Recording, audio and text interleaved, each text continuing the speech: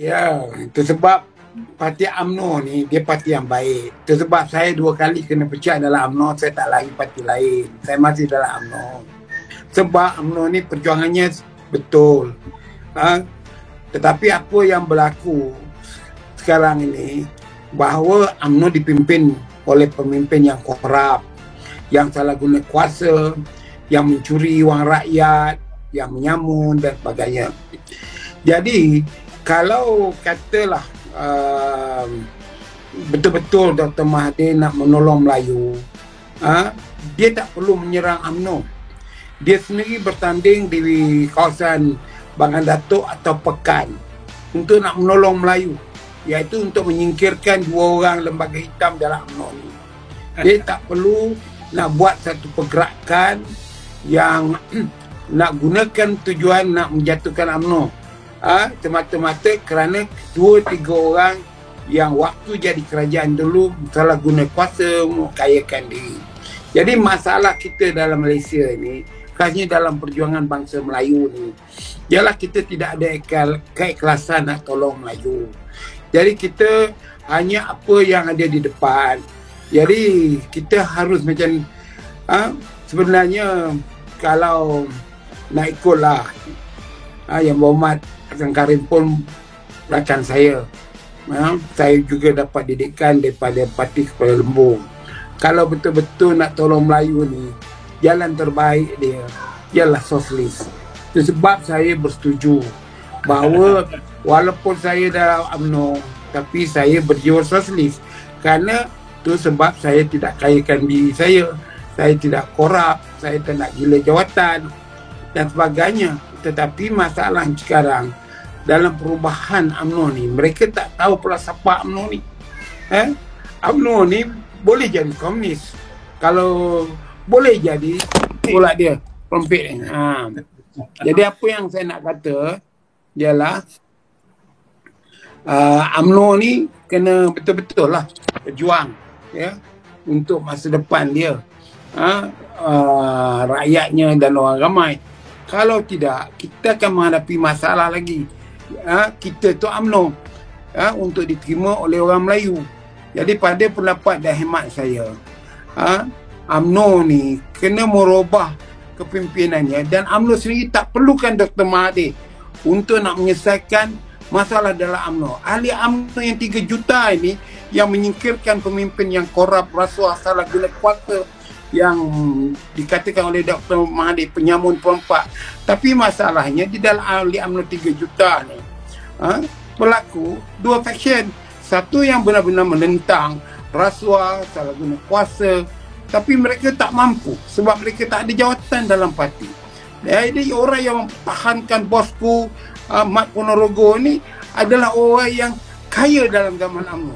Dengan kekuatan yang mereka ada, mereka gunakan kekuatan kewangan mereka, kekayaan mereka untuk mempengaruhi ahli-ahli UMNO untuk menyokong 2 orang yang telah melingkupkan UMNO ni. Ini masalah dalam UMNO.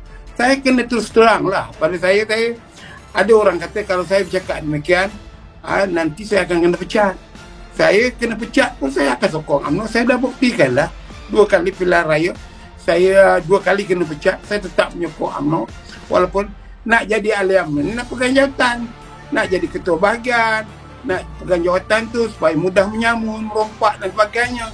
Saya dah tak perlu nak pecat. Saya pecat lah, tak ada hal lah kan. Datuk Zarin tak ada dapat call ke? Tak ada dapat call awak bagi amaran ke apa, tak ada? Oh, dia punya masalah sudah dibincangkan dalam syarat pengurusan untuk saya dipecat. Pada saya itu tak ada masalah apa-apa lah. Anytime lah. Saya orang pejuang.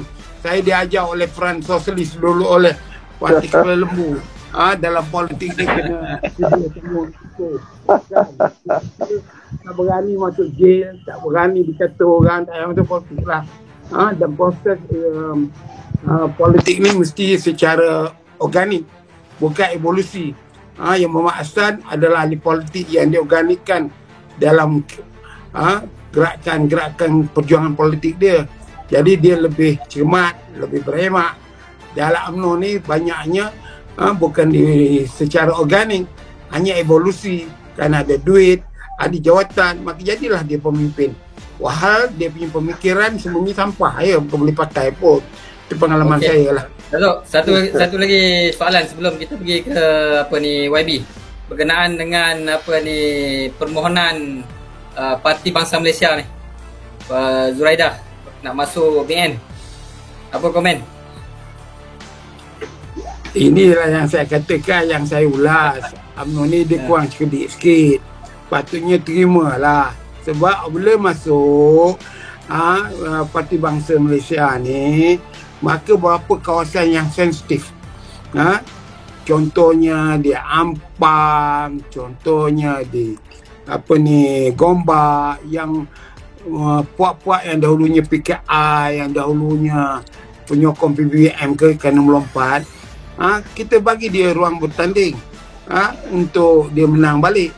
Walaupun mungkin PKR akan berusaha untuk nak rampas balik Gombak, PKR nak rampas balik Ampang, tetapi sekurang-kurangnya dia akan menyelamatkan malu UMNO itu.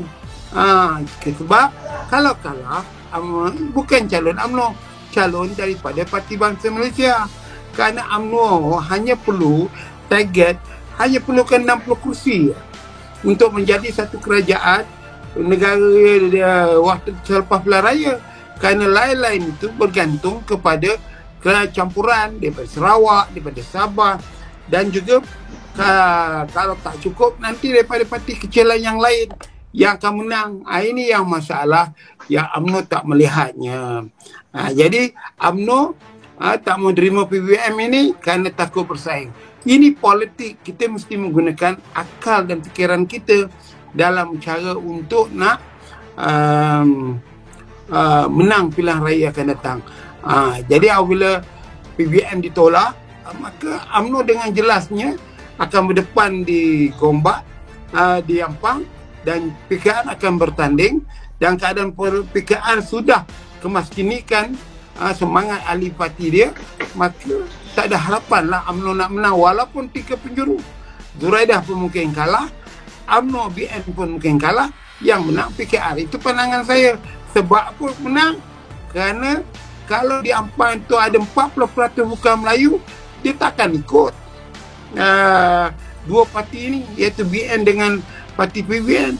Kalau orang Melayu 21% dia, 12% dia menyokong PKR, apa harapan lagi nak menang?